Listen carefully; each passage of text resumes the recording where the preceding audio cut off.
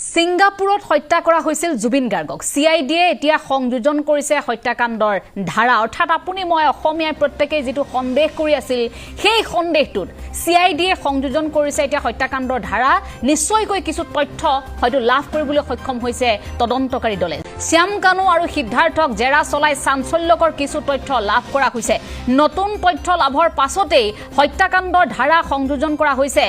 1/2025 number গোচৰ ইতিমধ্যে সংযোজন কৰা হৈছে সেই গোচৰত বিএনএছৰ প্ৰায় 103 নম্বৰ ধাৰাটো সংযোজন কৰা হৈছে বিএনএছৰ 103 ধাৰা সংযোজন কৰা হৈছে মানে হেতু হত্যাৰ গোচৰ ৰুজু কৰা হৈছে হতিয়াকৈ হয়তো শ্যাম কানু মহন্ত